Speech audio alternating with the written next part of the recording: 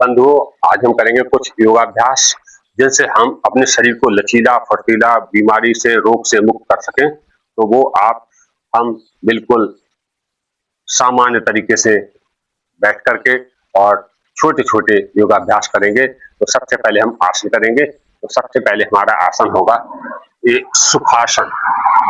सुखासन में जो लोग बैठ जाते हैं, वो बैठ पाते हैं, ऐसे बैठे सीधे। इसके बाद दूसरा आसन आता है हमारा पद्मासन। इसको करने के लिए थोड़ा हमें ऐसे करना है।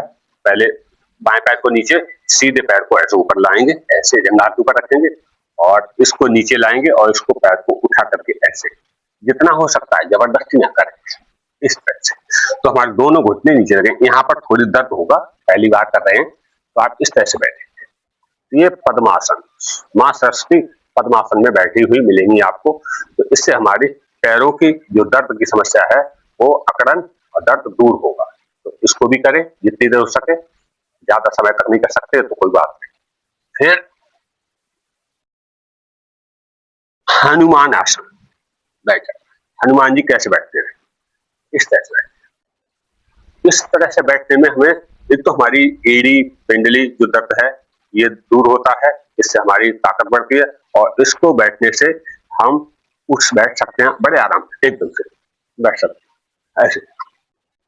और सुखासन बैठे तो फिर दोनों पैर सीधा करना, तब उठना पड़ेगा। तो हनुमान कभी भी आपको वीरासन में बैठने मिलेंगे। इसको वीरासन भी बोलते हैं, हनुमान आसन भी बोलते हैं। तो इस तरह से बैठने वाला व्यक्ति हर समय, हर परिस्थिति के लिए तैयार रहता है। तो ये एक पैर से करें, फिर दूसरे पैर से। तो ये आपको करने की है, ये आपकी फ्लेक्सिबिलिटी है। तो आपके पैरों की दर्द की समस्याएं थोड़ी बहुत रहती भी हैं तो भी दूर हो जाती है। तो आप इस तरह से बैठे। इसके बाद हम बैठते हैं इस तरह से, कागासन। कागासन, दोनों हाथों को दूर दूर रखें और अपनी कोहनियों को ऊपर, पैरों की घुटनों को टिकाने की कोशिश करें। तो इस कागासन है, इस तरह से करेंगे, बैलेंस बना लेंगे, गिरे ना। ये है कागासन। तो ये बैलेंस बन जाएगा तो आपकी फ्लेक्सिबिलिटी बढ़ेगी और बॉडी में शक्ति का संचार हो चुका है, ये आपको निश्चित रूप से पता लग जाएगा। जो शुरू में नहीं कर पाते हैं उनकी नहीं होता है, लेकिन इस तरह से करेंगे। इसके बाद हम ऐसे आते, लेट जाते हैं हमारे ऐसे बैठ करके, जैसे बच्चे घुटनों के बल चलते हैं, तो ऐसे भी हमें बैठना बहुत जरूरी है और इस तरह से करें। तो इस तरह से करने से क्या होगा कि हमारा पेट, अब हम ऐसे बैठे बैठे इस तरह से करेंगे। 1 2 3 4 5 6 7 8 9 10। फिर इस तरह से ऐसे कर लेंगे, इस तरह से 1 2 3 4 5 6 7 8 9 10। इससे हमारी कंधों की जकड़न भी दूर होती है और पेट, कमर, घुटने ये सब बिल्कुल ठीक होते हैं। छोटे छोटे योगाभ्यास है, हम ऐसे बैठ करके, ऐसे करके और इस तरह से। 1 भुजंगासन है ये। 2 3। ये भुजंगासन का करने का तरीका इस तरह से नहीं है, लेकिन भुजंगासन का पोज बन जाता है बस। तो इस तरह से हम कमर को लचीला बना सकते हैं। रोज करें 10 बार।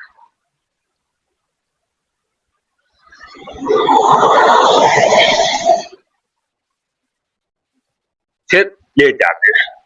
अब हमारा है भुजंगासन। इससे हमारे कंधे मजबूत होंगे और कमर का दर्द भी दूर होगा इस तरह से। अब आपको गर्दन उठानी है। 1 2 3 4 5 6 7 8 9 10। तो इसलिए हमारा भुजंगासन ये हमारी बिल्कुल रीढ़ की हड्डी की सारी समस्याओं को दूर कर देता है और कमर दर्द, बैक पेन आपका होगा ही नहीं, हो रहा है तो चला जाएगा। तो आप इस तरह से रोज इसका नियमित अभ्यास करें। ज्यादा कठिन नहीं कर सकते तो कोई बात नहीं, लेकिन ये सरल सरल योगाभ्यास तो आप कर पाते हैं। ये हमारा है वज्रासन। इसमें तो हम रोज बताते भी हैं और करना भी चाहिए, कि नियमित अभ्यास में हम भूले ना अभ्यास को, तो इसको भोजन के बाद करना है और वैसे तो किसी भी समय कर सकते हैं। तो इसमें बैठ करके बिल्कुल सीधे इस तरह से और ऐसे बैठ करके 5 मिनट 10 मिनट तक होल्ड करें और बैठे। इससे आपको शांति मिलेगी और आपका शरीर भी ठीक होगा। इसके बाद हम अपने हाथों को ऐसे फैला देते हैं, ऐसे आप जाते हैं,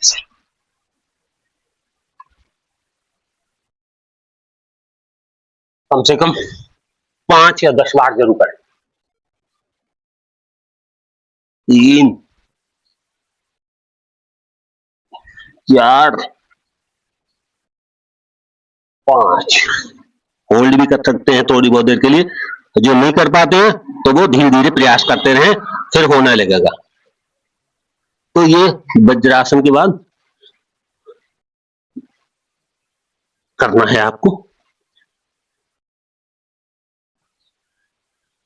इसके बाद हम ऐसे बैठे हैं, ऐसे बैठने के बाद हम अपने पैरों से इस तरह से और इस तरह से खड़े हो जाते हैं और खड़े होने के बाद फिर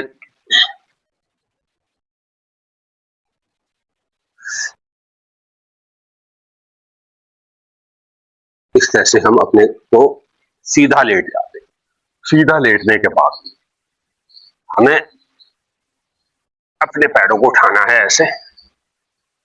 ये हमारा उत्तान पादासन, जो हमारे पेट के पाचन तंत्र को सुधारने के लिए सबसे सहयोगी है। और इसको करें, पैरों को जमीन से 1.5 फीट तक उठाएं, पंजे सीधे रखें और गर्दन बिल्कुल सीधी, पंजे आपके दिखाई ना दें और इसको रोकें 1 से 3 मिनट 5 मिनट तक। उसके बाद अगर आपको परेशानी हो रही है, दर्द होता है, तो धीरे धीरे नीचे ले आए, एकदम से नहीं छोड़ना है। तो इसका नियमित अभ्यास करेंगे तो पेट की जो हमारी मांसपेशियां, नसें, आंतें और जो हमारे मोटे पेट पे जमी हुई चर्बी है वो धीरे धीरे वर्ण होना शुरू हो जाएगी, जलना। इसका मतलब है आग नहीं जलना है, लेकिन धीरे धीरे पिघल करके कम हो जाना ये शुरू हो जाती है। तो मित्रों, ये छोटे छोटे योगासन है, इनको सही से करें, आराम से करें, जल्दबाजी ना करें। कभी कभी ऐसा होता है कि हम जल्दबाजी, कम समय होने के कारण से जल्दबाजी कर देते हैं और उन आसनों का प्रयोग घातक भी हो सकता है, प्रेशर में हो सकता है। इसलिए बिल्कुल सावधानी पूर्वक हम योग इसलिए करते हैं, हम स्वस्थ रहें। गलत तरीके से किया गया योग भी हमारे लिए नुकसानदायक हो सकता है, तो गलत तरीके से ना करें और आप किसी की देखरेख में करें। अगर नहीं हो पा रहा है, आपको कोई दिक्कत आ रही है, तो आप उसको ना करें, फिर धीरे धीरे समझने के बाद करें। तो हम इस तरह से कर पाते हैं योगाभ्यास। और योगाभ्यासों में हमारा बैठे बैठे ये हाथों को ऐसे कर लेना, तो इससे क्या हमारी कोहनी, हाथ, कंधे, इसमें कोई ज्यादा मेहनत नहीं, कोई ज्यादा परिश्रम नहीं। घर में बैठे बैठे सुबह के समय आपको कोई टेंशन भी नहीं कि घर में सारे सदस्य सुबह को आराम ज्यादा करते हैं, सोते हैं, लेकिन जो योग अभ्यास करने वाले हैं वो 3 या 4 बजे उठ जाते हैं, वही स्वस्थ रहते हैं, वही 100 वर्ष की आयु को प्राप्त करते हैं। जो सोते रहते हैं वो ज्यादा, कहा नहीं है, जो सोवत है सो खोवत है, जो जागत है सो पावत है। सोने वाले व्यक्ति को कभी भी सफलता नहीं मिलती है, तो जागोगे तो पाओगे। तो हमेशा जागरूक रहें, जागृत रहें, योग को अपनाएं। योग अपनाने से हमारे दैहिक, दैविक, भौतिक सारे कष्टों का निवारण हो जाता है और हम उन कष्टों का निवारण करने के लिए योगाभ्यास अपनाएं। कोई साथ दे ना दे, आप अकेले ही शुरू कर दें, क्योंकि बीमारी, रोग तो आपके हैं ना, आपके रोग को कोई दूर और नहीं करेगा, आपको ही करना है समाधान। तो आप करते रहें, मस्त रहें, स्वस्थ रहें और आपका ये समस्याओं का समाधान जो है, ये कुछ नई-नई समस्याएँ आती हैं, उनके बारे में भी हम बताएँगे।